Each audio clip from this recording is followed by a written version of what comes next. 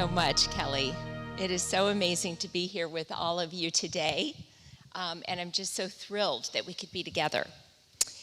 So as she mentioned, my name is Tamra Farah, and I'm with Moms for America. Moms for America was founded in 2006 and has impacted over 500,000 moms across the country. The mission of Moms for America is to empower moms and dads to raise patriots and to promote freedom. Our republic is, sad to say, on the brink of ruin, and we must help save it. So we're building this national movement of moms who support the principles of liberty in their homes and in their communities. So today I will share with you about Mom Force, our education and school board initiative, how we equip moms, and I always like to throw the dads in too, and dads, to have a better knowledge of their parental rights so that they can boldly take action in schools. I will share with you, school board members, how you can support, protect, and implement strong parental rights environment in the schools in your district. First, I want to just show you the loves of my life. I have to show my family. My wonderful husband, podcaster, and entrepreneur, Farah, and the chairman of the board of Moms for America. And we have been married for 39 years, and these are our two amazing adult kids. It's kind of an older picture, but I will say this, that I am grateful that they are Christians and patriots. Thank God.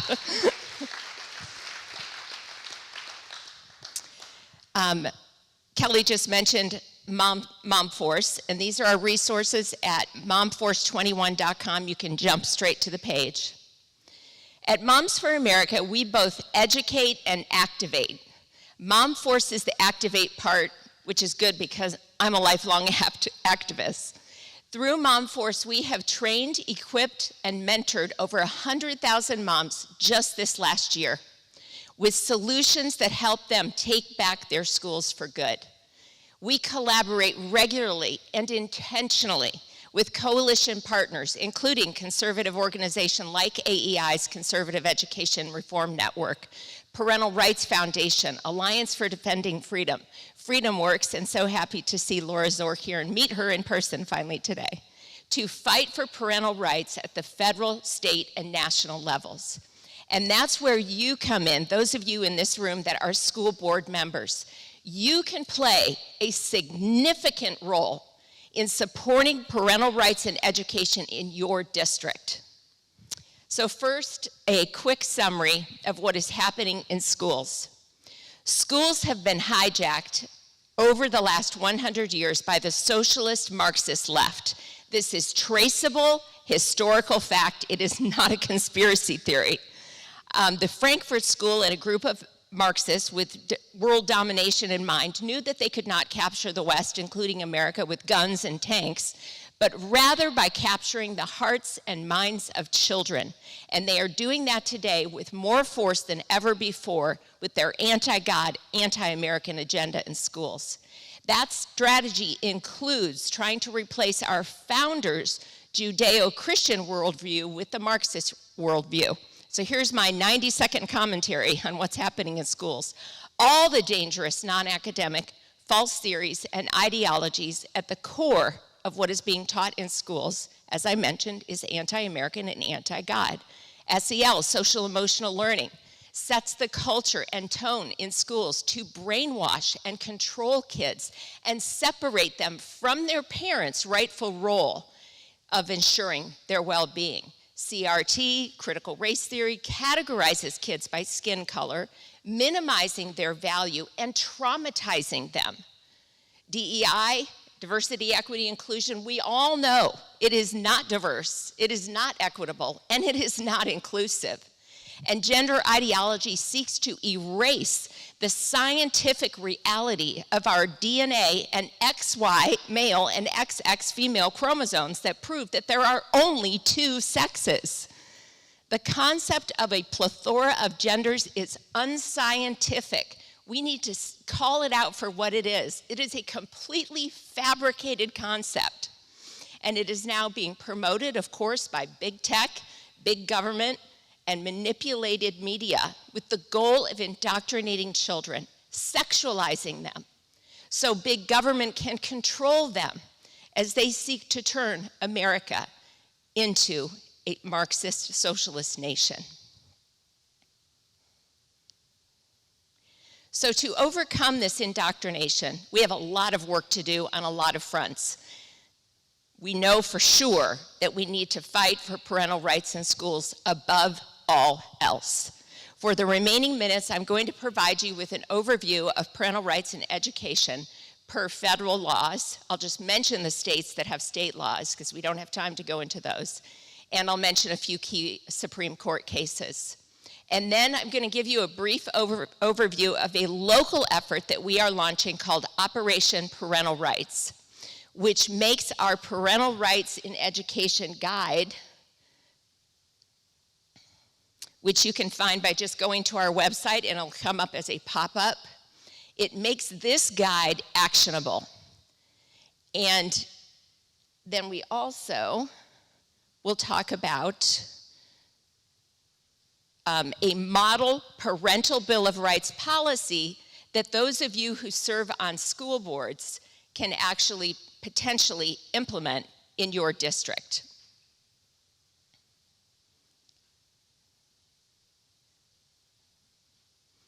And that, of course, requires a conservative majority and likely home rule, which is something we'll just hit on lightly, but we'll get to that in a moment.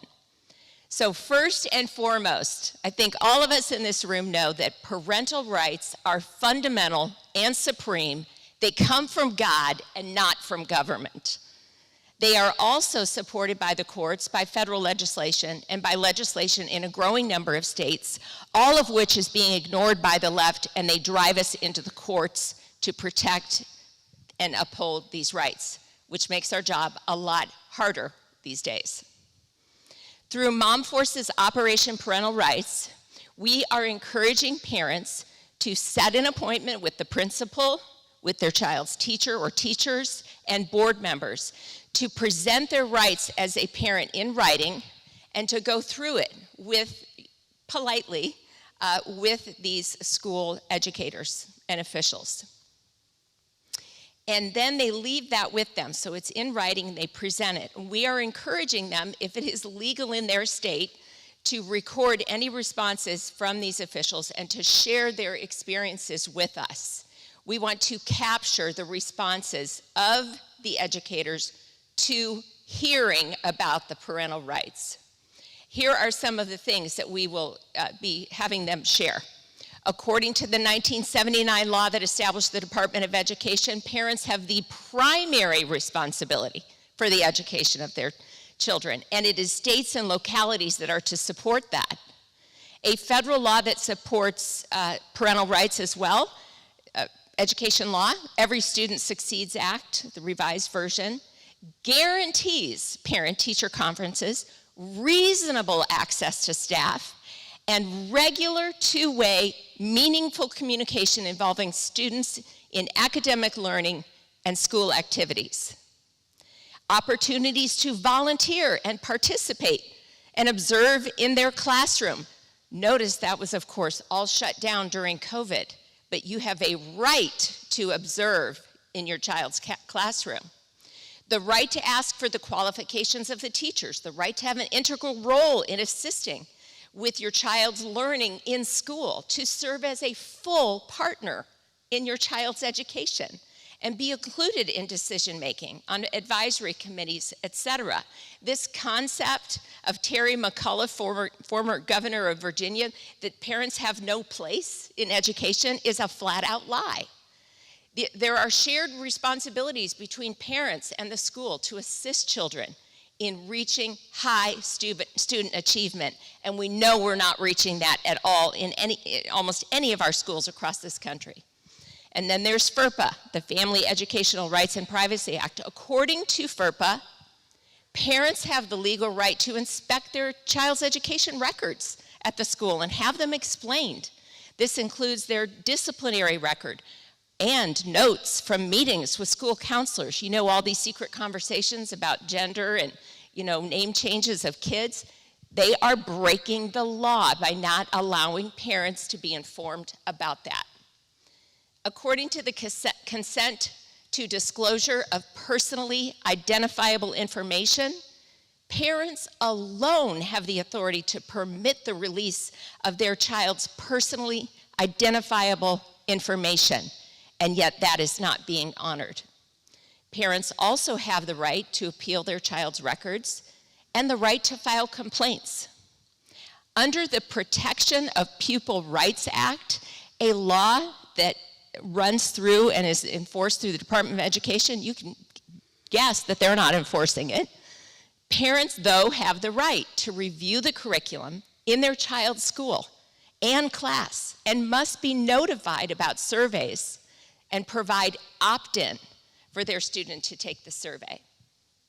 Parents need to be aware that according to PIPRA, student surveys are prohibited from containing questions about political or religious affiliations, psychological problems, sex behavior or attitudes, illegal issues, antisocial, self-incriminating, or demeaning behavior, and more. How many of you have seen surveys that ask these types of questions? They're breaking the law.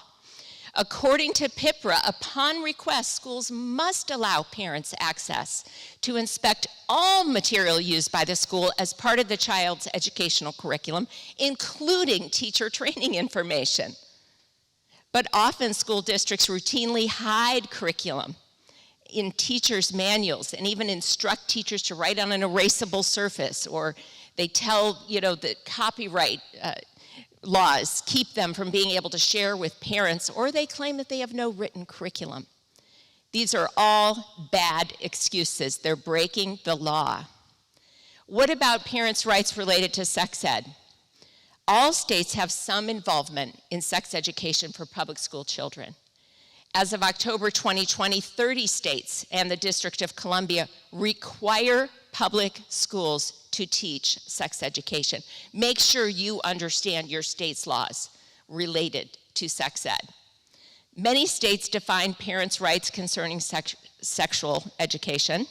25 states and the District of Columbia require school districts to notify parents that sex ed will be provided. Is that happening? Parents need to be on top of that. 5 states require parental consent before a child can receive instruction. All states should require that. 36 states and the District of Columbia allow parents to opt out on behalf of their children. But all parents, as I said, have the right, in my opinion, to opt their children out of sex ed that does not comport with their values. So what about states with parental rights laws? Here's a list. We don't have time to go into it, but here's the biggest issue with these laws right now. They're being ignored. Schools are ignoring them. They're not operating in compliance with them, and that is something that we need to fight back on. These are also, again, I'm just going through this so quickly. Here are the key Supreme Court cases that have set precedent on parental rights. Take some time to look at the final one, Troxel versus Granville. This case did open up the door to potential consideration that parental rights are not always supreme. It does not refer to an education case, but it's be important for you to understand that case. There are also relevant circuit court decisions on parental rights, but we don't have time to go through those. But it's important, especially as a school board member, to become educated on understanding the laws and the court rulings related to parental rights. So now I want to discuss, I think, what's a groundbreaking policy really quick as I close here, and that is the Parental Rights Bill policy, that if you have a majority in your district, that you could pass this policy. And if you have home rule in your state, that policy can have the force of law within your district, which means you can have recourse if it is not followed properly by the district. So by way of example, I want to share with you the story of how a Kansas school district recently passed this policy. And we are working with them, and I am working with the Parental Rights Foundation to promote this across the country with other districts. So basically, Kansas recently attempted to pass a parental rights bill in the state, and it was vetoed by the governor. And as one of the school board members, Amy Cave, who's just an amazing woman, everyday mom who's changing her world and her community.